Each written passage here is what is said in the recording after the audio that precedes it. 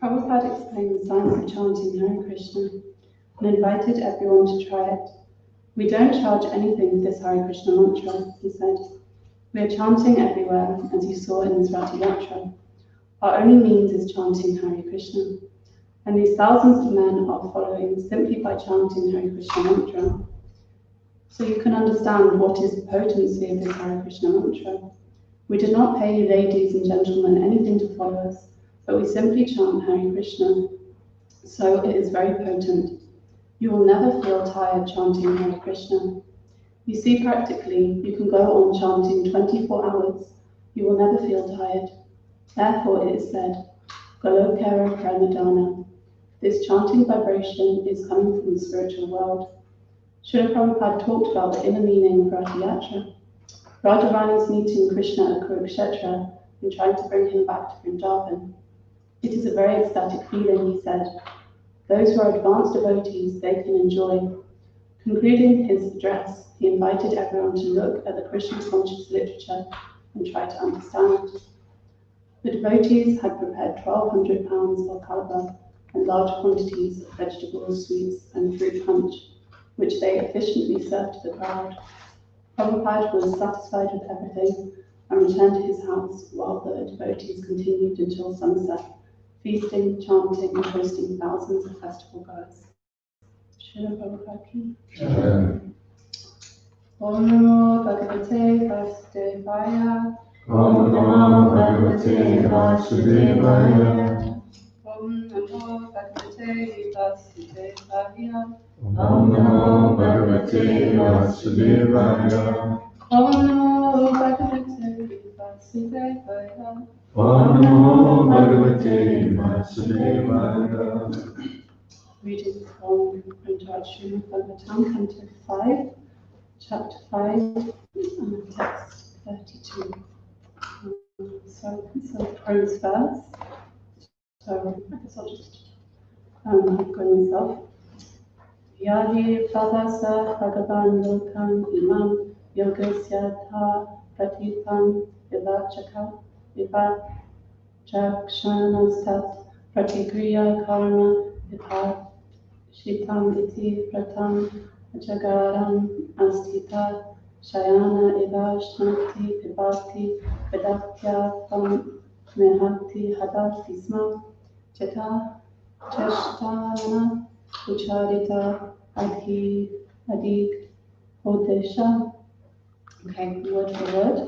Yahi, Yahi, Baba, when, Saha, Saha, he, He, Bhagavan, Bhagavan, the personality of Godhead, the personality of Godhead, Lokam, Lokam, the people in general, the people in general, Imam, this, this, Yogasya, to the performance of yoga, Adha, directly, Pratipam, antagonistic, Eva, Achakshanaha, observed, Tat, of that, Pratikriya, for counteraction, Karma, activity, Vibhat, Sitam, abominable, Iti, thus, Rata, the behavior, Ajagaram, of a python, to stay in one place, Asvitaha, accepting, Shayanaha, lying down, Eva, indeed, Ashnati, eats, Hibati, drinks, Kagati, chews, Avamehati, passes urine, Hadati, passes stool, Sma, thus, Cheshtamanaha, rolling, Ucharite, in the stool and urine, Adigdha Ideshaha, his body thus smeared. Translation of her book by Mr. One Grace. This is actually Swami Prabhupada. Translation. When Lord Rishabhadev saw that the general populace was very antagonistic to his execution of mystic yoga, he accepted the behavior of a python in order to counteract their opposition. Thus he stayed in one place and lay down. While lying down, he ate and drank, and he passed stool and urine and rolled in it. Indeed, he smeared his whole body with his own stool and urine, so that opposing elements might not come and disturb him. So please repeat. When Lord Rishabhadev saw that the general populace was very antagonistic to his execution of mystic yoga, he accepted the behavior of a python in order to counteract their opposition. Thus he stayed in one place and lay down. While lying down, he ate and drank, and he passed stool and urine, and rolled in it. Indeed, he smeared his whole body with his own stool and urine, so that opposing elements might not come and disturb him. Purport. According to one's destiny, one enjoys allotted happiness and distress, even though one keeps himself in one place. This is the injunction of the Shastras. When one is spiritually situated, he may stay in one place, and all his necessities will be supplied by the arrangement of the Supreme Controller. Unless one is a preacher, there is no need to travel all over the world. A person can stay in one place and execute devotional service suitably according to time and circumstance.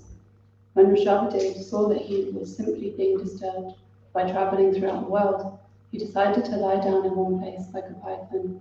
Thus he ate, drank, and he passed stool and urine and smeared his body with them, so that people would not disturb him.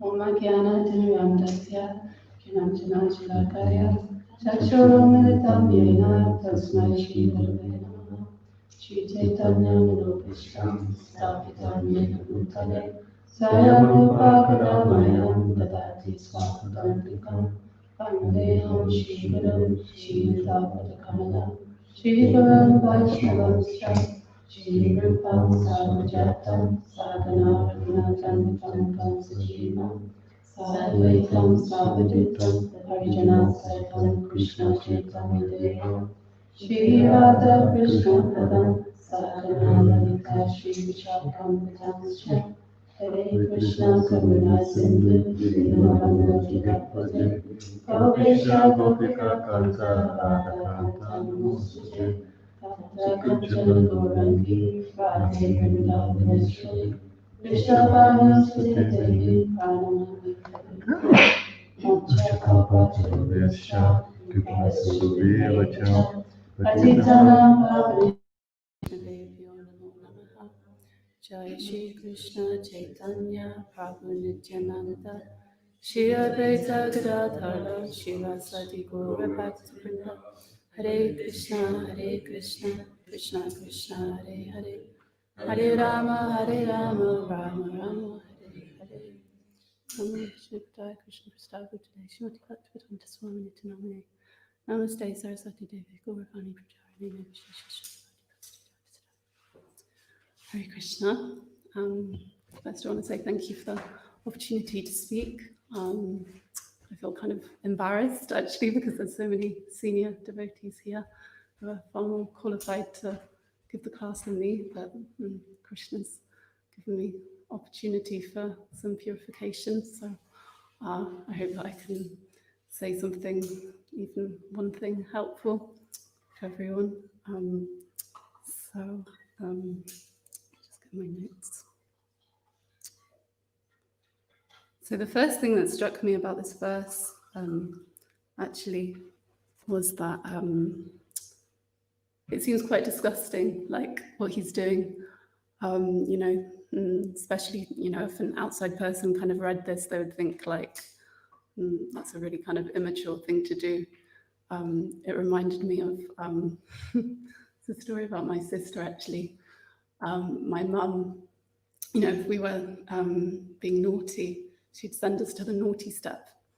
And my sister, to show what she thought of the naughty step, she would defecate on the step. And this verse just kind of reminded me of that, like, oh, you're going to send me to the naughty step, so I'm going to, do that. And an outside person might kind of think the same about this verse. He's being troubled by, all these different people. We saw in the few verses previously, he's, being beaten and, abused, things thrown at him, he's being urinated upon. And, someone might think, oh, well, he's just kind of being immature, like, okay, well, I'm just going to do something really crazy and, a bit disgusting. But actually,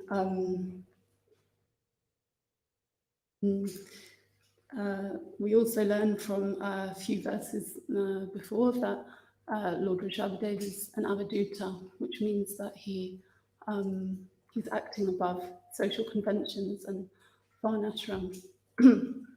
So I'll give a quick summary of what varnashram is for those of you who don't know. It's just kind of a way to organize society according to our nature and our stage in life. So we have like student life, married life, retired life, and renounced life, and then the different natures.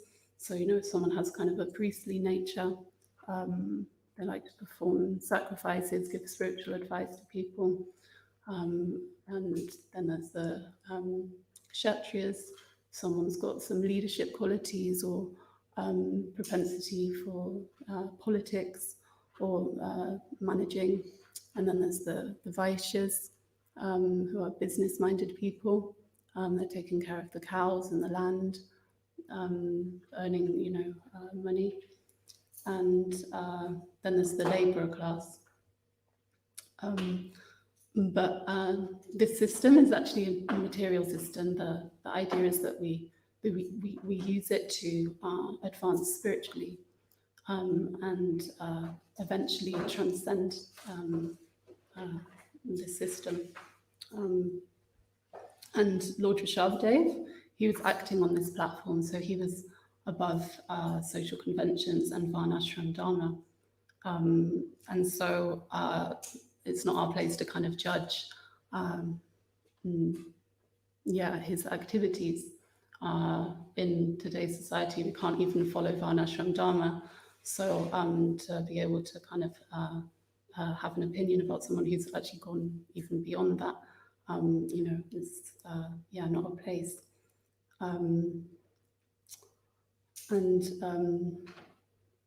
Plus, he's the Lord himself. Actually, Lord Rishabhadev, he's an incarnation of God, and sometimes God does things which are completely inconceivable, and also his devotees can do things which are inconceivable, and only if we've completely surrendered to him, if we're a pure devotee, can we understand those activities.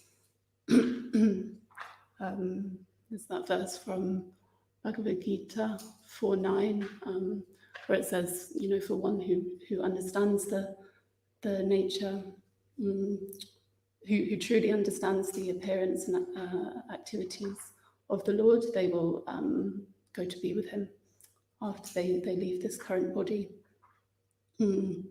But for those of us who haven't understood that completely, a lot of his activities and how he appears to be is completely inconceivable. And in Sri's Upanishad, in Mantra 5, I don't know if anyone can remember some of the inconceivable kind of contradictions that it says in there. There's some. He's near and far away. Yeah, he's near and far away, so there's 3. So. He walks and doesn't walk. Yeah, he walks and doesn't walk. Thank you. Yeah, thank you. Okay, so this verse demonstrates how, the Lord, to us, some things that he does and some of his qualities appear completely contradictory and impossible, but for the Lord, it's actually, completely normal and natural thing. And also, these pastimes, often they're kind of too high for us to understand. We have this juxtaposition of like the beauty of the Lord in the past few verses. It was talking about, I think it was yesterday's verse, how he's very beautiful, and it describes, in detail all of his beautiful qualities. But then it says he's kind of covered in dirt as well. And that's because it's talking about, his transcendental beauty. Even materially, he's, not so, he's kind of dirty. We wouldn't kind of, if someone's like looking really scruffy or dirty, we wouldn't kind of think that person is beautiful, but actually it's talking about his transcendental beauty, his beauty within. And, you can even like notice that with devotees. I mean, I haven't been outside to see kind of non-devotees for quite a while, apart from, the odd person walking their dog up the hill. But certainly my experience from living in the temple, when you're surrounded by devotees all the time and then you go outside, you really notice the difference between the devotees and the non-devotees.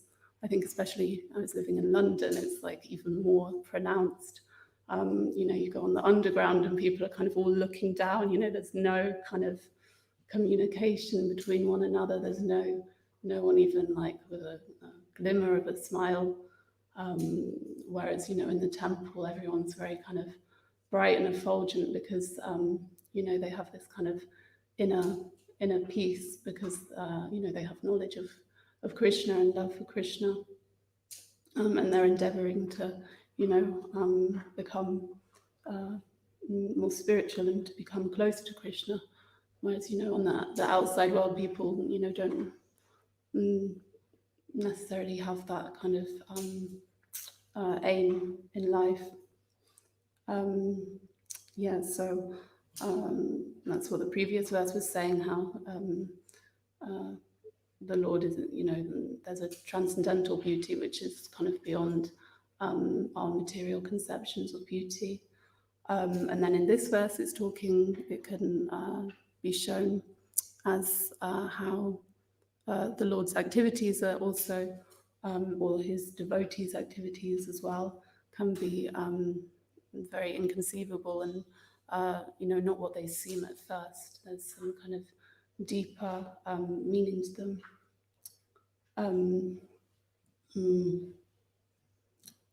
And then now I'll talk a little bit about this python-like behavior.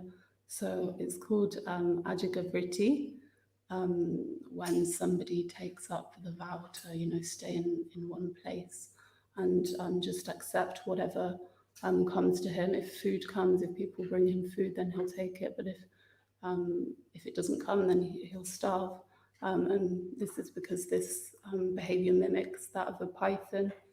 So a python kind of, stays in one place and he waits for his prey to come. And he can even swallow kind of a whole horse in one go because he doesn't know when his next meal is going to come. But he just remains in the same place and is kind of surrendered to, whatever happens to come or not come. And there's an example of Bilvamangala Thakur. He was acting in this way, and Krishna brought him milk every day. So we can see, for someone who's surrendered, then Krishna will always provide. And there's some other examples. Some of our acharyas, so some of the kind of saintly people in our tradition.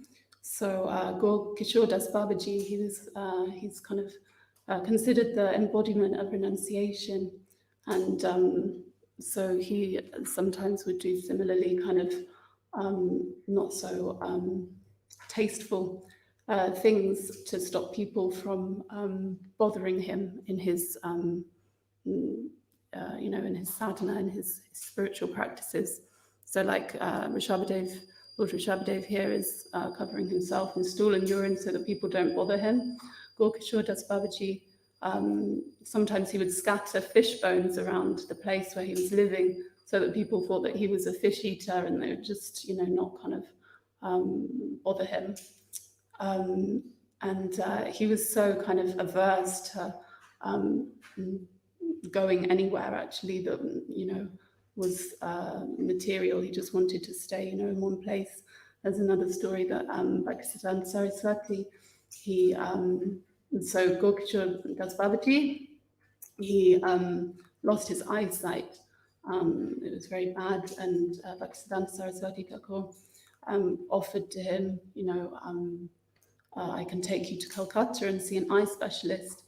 And Gaur Kishore Das Babaji was kind of like, no, I will never go into the material world. I would rather throw myself in the Saraswati River.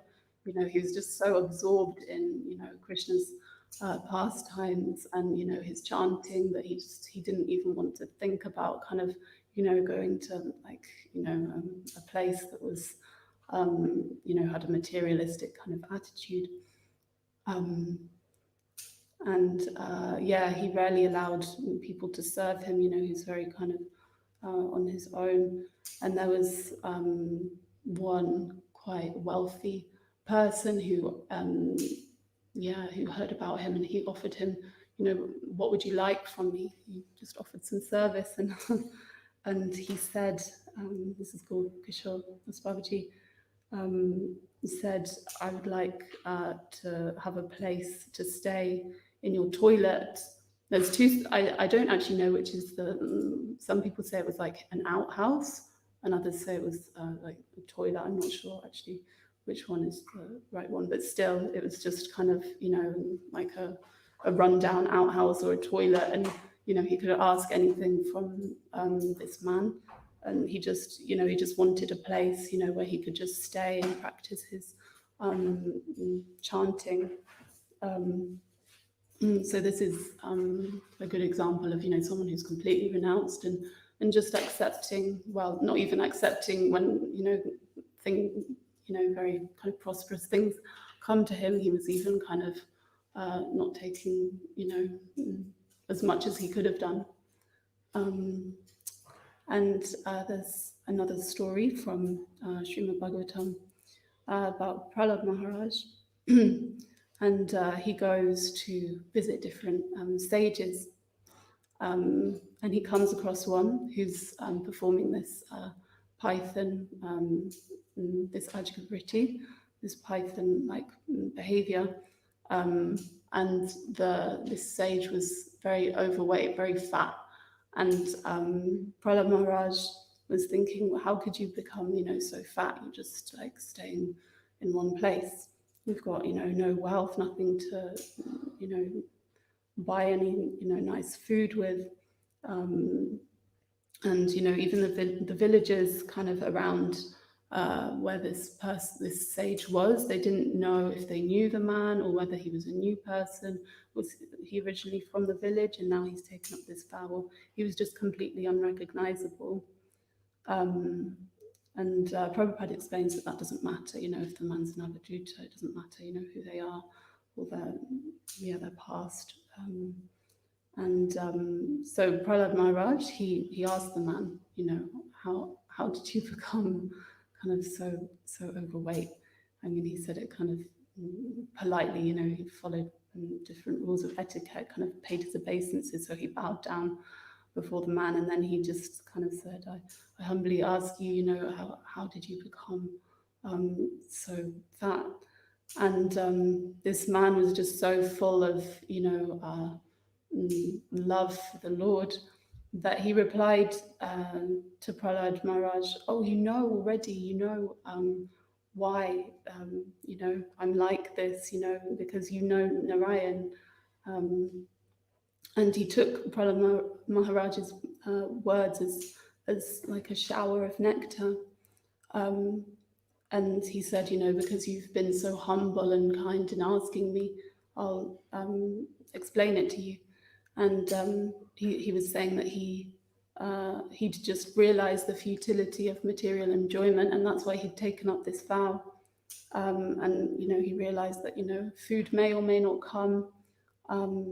Even when we endeavor to get food, it might not come. You see today so many people working, like 10, 12 hours a day, and they even, if they're on minimum wage, they even struggle to pay for what they need. There's so many people kind of going to food banks and struggling to, heat their homes.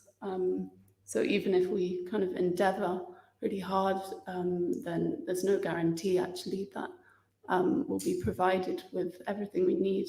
It says in the purport here that one enjoys allotted happiness in distress. And that's the same with, whatever we need. Krishna is the source of, providing for our happiness, our distress, and all of our necessities. So even when we stay in one place, it doesn't, necessarily mean that we're going to get less. We already have kind of a set quota of what we're going to get or what we're not going to get. And so these kind of personalities I've been talking about have really realized that, and so they decided to, stay in one place and just accept whatever comes to them. Happiness and distress will come whether you move or not, even when you stay in one place. Some distresses will come to you, some happiness will come to you. And from this we can learn, not to kind of over endeavor or take too much. So we can't control actually what we're going to get. Krishna is the one who controls whether we get happiness, distress, whether we get enough food, shelter, etc. And society brainwashes us to think that the more that we endeavor, the more that we have opportunity to enjoy our senses, more opportunity for sense gratification. But actually, we're never guaranteed such enjoyment. And in fact, it's a vicious circle because we're over-endeavoring because we believe that okay, I'm working really hard to, earn some money, so then I can spend it on, different, gadgets. I don't know, house, whatever, car, so that I can enjoy these things. But then we realize that, we can't enjoy them, after a while, the enjoyment is limited, so then we have to work harder and harder to keep on enjoying. And if when we do work, we don't get a result, then the disappointment is even more, because we set our expectation from what society has told us that, if you work hard, then you'll do well. But sometimes we work hard and we don't get something back, just if that's not our karma to get that success, then we don't get it, but we kind of will become even more depressed about that result, because we've been told that we should get a result if we work hard. And so, we can learn from this, not to kind of over endeavor. Of course, we have to have some endeavor, certainly in spiritual life, but to over endeavor for, material things is actually detrimental to our spiritual life. And also, when we have more choice, in modern society, we have so much choice about everything. We think that's going to be better for us, but it actually just confuses us and causes us even more anxiety, because we're thinking, oh, maybe I should have got this car instead of the one that I did get, or I should have got that phone,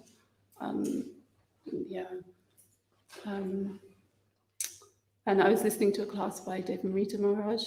He was talking about this verse, and he got a scholarship to a very prestigious private school, and all of these kids were kind of from families of millionaires and billionaires, and they would always be talking about which ski resort they went to. So, who went to, I don't know, Canada or wherever. And one would kind of come back and say, oh, well, I went to this place, it's the best place. And then all the other kids would think, oh no, I went to the wrong place. And, so even he was just demonstrating that even, when people have, more money than they can even kind of imagine that they can even spend, they still have this longing and this like disappointment when they feel like they've made the wrong choice in spending their money. And even if we're not kind of so advanced to be like, Lord Rishabhadev, obviously we're not so advanced to be just, staying in one place like a python. It's still important for us as devotees to be careful about, not taking too much more than we need, or being attached to having, a certain amount. The less anxiety we have about our physical maintenance, the more time we have for spiritual practice. There's an example from Bhaktisiddhanta Saraswati, who's very strict about devotees in the ashram, not keeping food. And I can't remember actually the exact story, but he wouldn't even let someone like keep an apple for later. And I'm not sure if someone actually got kicked out for that, or they were just chastised very harshly just for keeping like one apple from, say, breakfast to save it for later. And now it's kind of, devotees can still be kind of quite possessive about their prasad and kind of, keeping it. She called in the time like this, or she and it can cause a lot of disturbance if people are so like, set upon like, oh, well, I saved this from breakfast, and, maybe they even labeled it, please do not take, and another devotee's kind of come along and taken that samosa, or I don't know, gulab jamun. Yeah, sometimes can cause some disturbance, but yeah. So yeah, we shouldn't be shouldn't take too much. This is called atyahara. And so just, we should take what we need, not kind of stash too much. And in the Bhagavad Gita it says it's impossible to become a yogi if we eat too much, or eat too little, or sleep too much, or not enough. So this is really important if we're endeavouring to become yogis, that we don't kind of overindulge.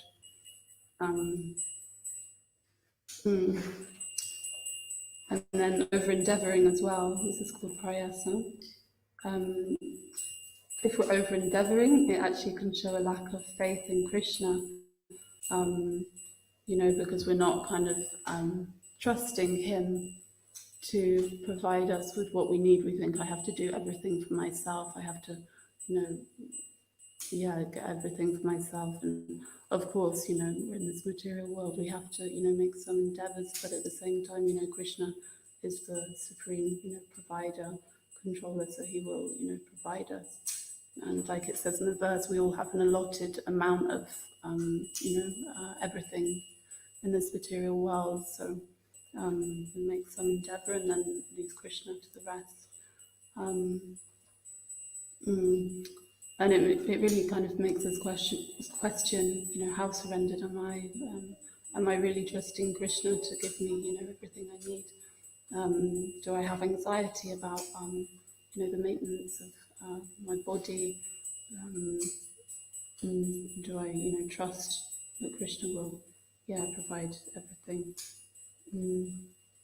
Because, if we don't trust him to provide us with it, then who can we trust actually? We're just, we're so much smaller and more insignificant than him, obviously. So yeah, we should place our trust in him. I'll pause there if there's any questions or comments.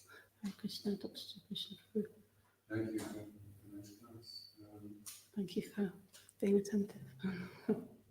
So we don't have a distinction between not over-endeavouring and being lazy. I'm sorry. Well, we don't have a distinction between not Over-endeavouring. over-endeavouring Oh, I see, and being lazy. and being lazy. Some kind of will be standing there and say, I give the reasons, well, nobody's come over just yet to give me anything. I'm doing 5% of the time. So, over-endeavouring is when we're, just doing too much. Actually, do you have a light-on question? Well, it's interesting because we have an idea of that detachment means if I'm detached on Sankirtan, then it means if I'm not doing very well, I won't be bothered. That's a misconception. That's what detachment means. But actually, detachment means I'm going to work really, really hard and make a huge endeavour. And if I don't get the result, I'm not going to be discouraged. So you're detached from the result, but you're not detached from the endeavour. So there's two different things,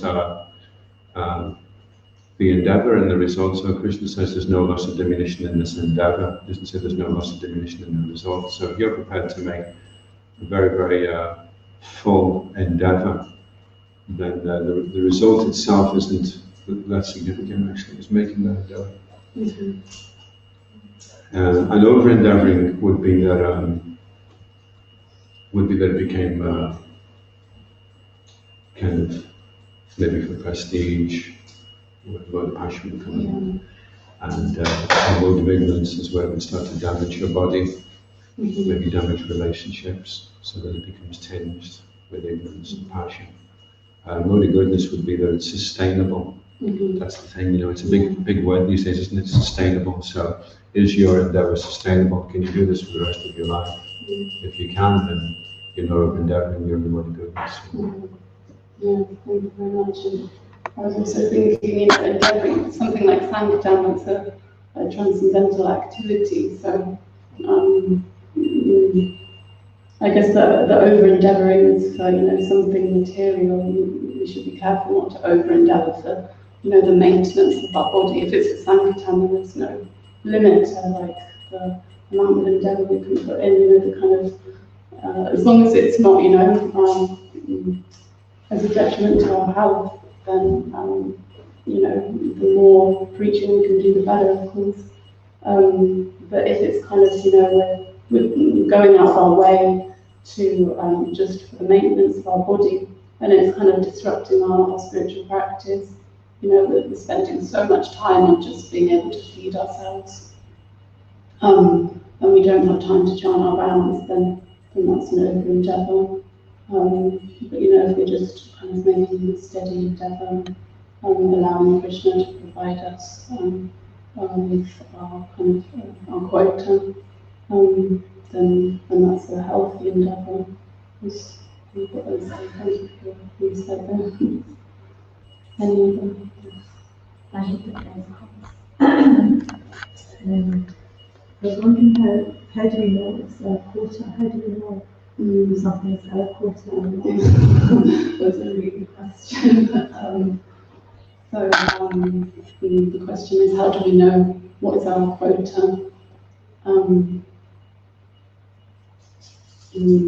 mean, I would say like it's difficult to know what our quota is. I think it's kind of as long as we're not over or under endeavoring, we just endeavor, and we just have to have trust that Krishna will, you know, he's the one in control. Like we can't worry too much about that because, you know, it's not in our control. We actually won't know what our quota is. You know, some people are just meant to have lots of money, and others are just not meant to. So the deep becomes easily too much endeavor then. Yeah, yeah, I think so, yeah. You know, we need to use that money in Krishna's service.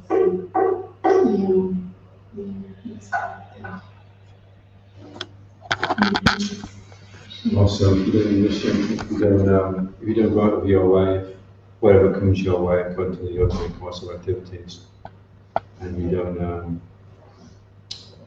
try to force the situation to take place, let it happen. There's a nice prayer in the, it's referring to Deva Huti and Kadamuni, because Kadamuni wanted a nice wife, but he decided rather than go out and try and look for one, or go on marriage like that, or didn't really have it in those days. He decided he would just rely on the Lord, so he prayed to the Lord. And Prabhupada says in the purport, this is always the best way to try and achieve our objectives, is put in the hands of the Lord and say, okay, well, I want this, but I'm not going to go out to try and do it. I'm going to continue with my regular service. And you know what my heart's desire is. And because of that, the Lord was able to arrange it much better, because he knew exactly the lady that would be perfect for him, and it was a perfect marriage. So we depended on the Lord rather than trying to initiate it ourselves. Thank you. It's not like we can demand something from the Lord. We can make a humble request, but at the end of the day, it's the Lord's. Our desire isn't necessarily, you know, if it's based on, you know, lust or some material, some material places. The Lord isn't necessarily going to provide it. I mean, he might do, but we just have to leave that up to him.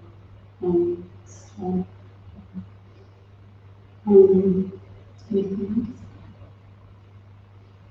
else? Okay, there's just... Sorry, I just wanted to clarify. Thanks for the class. So there's no distinction between, well, there is a distinction between over-endeavoring an spiritual one and the material one. Yeah, absolutely. Right. Yeah. Okay. But what is like if somebody is always in the mood of service, and then they can be exploited, right? So is it where is that line where you kind of say I'm not ready to do this service? How do you define that? Okay, so I'll just repeat the question to make sure that I understand it. So you're saying someone may be doing, a lot of service and that can make them vulnerable to exploitation, and where's the line when they can say? Yeah, because if you are endeavoring for spiritual, then sometimes people assume that you can over endeavor, but how do you define? Yeah. So if you're doing like so much service, sometimes that can be like an emotive passion. So actually, it's not. Sure, the service is spiritual, but like the motivation can be from a material place. And also, actually, our spiritual progress is not just on service. It's about listening and reading and making time for our sadhana as well. So, we have to have a balance. So, there can't be an over endeavour, but just doing, too much of one thing, like too much service or too much. Of course, everyone's different and makes advancement in different ways, but the Prabhupada instructed us all to do, have a balance of both. So, if we're doing too much service, then, as I said, it could be coming from like a material place, in which case, you can't over endeavour spiritually, because there will be kind of some material, explanation for that. That's what I would say. I don't know if anyone else has another insight on that. What was the question again? So sometimes people can do a lot of service, and that leaves them vulnerable to exploitation. They're being asked to do, so much service, and so is it possible to over endeavour spiritually?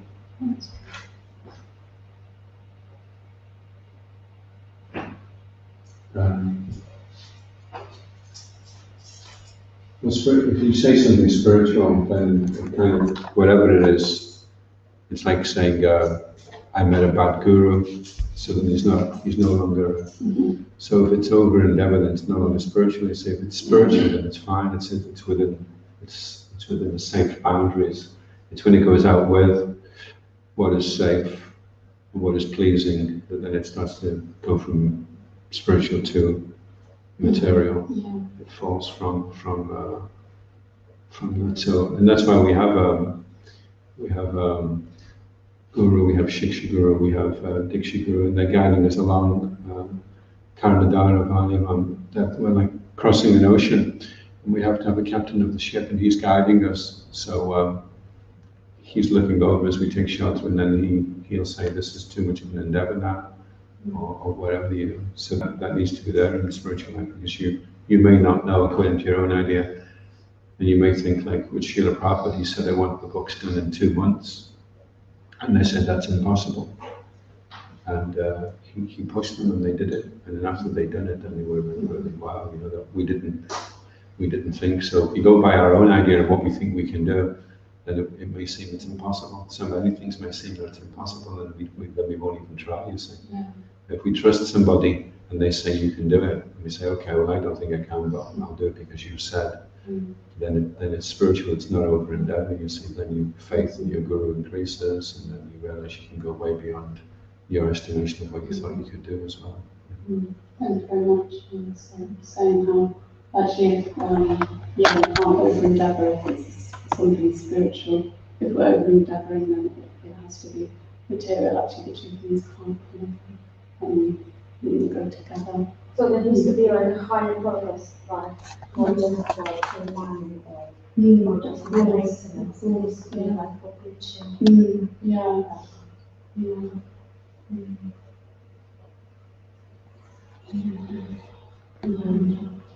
I think the guidance bit is very important because we've seen how devotees can leave because they've been preaching too much or over-endeavoring that way. So, yeah, well, to the point where they fall down and things like this. So, association is very important that they've got someone to turn to when they have difficulty that way.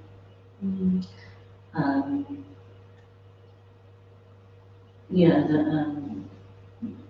there may be a high benchmark, but you know, that like the marathon for books, the Chaitanya Charitamrita, that was done in a short space of time, but Prabhupada didn't want to maintain that pace. It's just a kind of emergency situation. So there's some famous philosopher or something, I don't know, but he wanted it done quickly because someone was going to do a commentary, was it? Oh, they were going to translate it. They were going to translate it, so he wanted his copy out first. So, but it's not that we should be in emergency mode all the time, and that's what can cause the difficulty. Because the over-endeavoring for them means a particular person may mean emergency mode, and for another person it may be just normal. So, but then again, someone who's used to being able to achieve things, they can know what's possible, you know, in that space of time. Because, but someone in the low mode may need to be awakened to that. But still, health, sadness, and service, as long as all three maintained. Also, you have to understand what's our comfort zone and what's actually an open endeavour and what's like actually the right balance between the two. Because we can't just stay in our comfort zone all the time because we're not going to make our plans. And if we open endeavour, then it will take us too much out of it. So we need to have in a certain area where you may be under a lot of stress, but it's a balanced stress that keeps us, Krishna. So motivated, I think that's the key, isn't it? Like, if we're losing enthusiasm and motivation, it's probably, well, it can be either because we're over-endeavouring or under-endeavouring. If we're under-endeavouring, we're kind of, everything's just becomes a bit mundane. It's like, and robotic, I'm doing this, and then this service and chanting my rounds. It's, it just becomes like, just get into a bit of a rut. But then if we're over-endeavouring, or, we're coming out of our comfort zone in that end, then we're also going to lose enthusiasm because we're just in so much anxiety and stress. We just want to kind of bury our head in the sand and, just escape from everything. So, it's good to have that balance, and like you said, Madhavinda, the devotees have someone they can turn to if they're feeling, enthusiastic, and to, get that guidance so that the person knows, for them, how much is the right amount. Thank you very much. Anything else? In this regard, there's one point I should have covered in Bhagavatam in chapter 5, this verse 21 or 22, and in the purport Srila Prabhupada said it's the duty of the learned transcendentalist to strenuously control that desire and anger. And so this indicates that, and actually in many of those verses in that part of chapter 5, Srila Prabhupada is stressing that in all stages of devotional service, even the most advanced stages, there will always be endeavour. And that's actually it's like an intrinsic part of devotional service.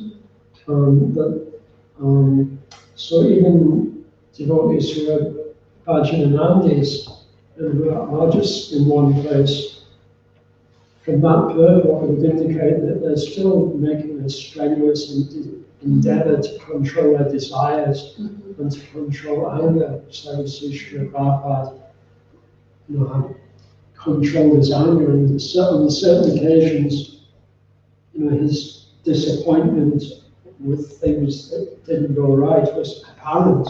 And it took a great endeavor for him. He made that endeavor to control his anger. So I was really found that helpful for myself, because I thought, well, yeah, I used to spend invest a lot of energy in controlling my emotions on Sankirtan, and I haven't had that same constant requirement to do it in a service since I'm not doing that in that Sankirtan. So I'm now thinking, so how I need to be more introspective and make an endeavor to control my desires, control my emotions. Just Thank you very much for that insight. Please stop there. So thank you very much for your attention and for coming. Apologies. Incorrect, Jonathan. Going to Bhagavatam.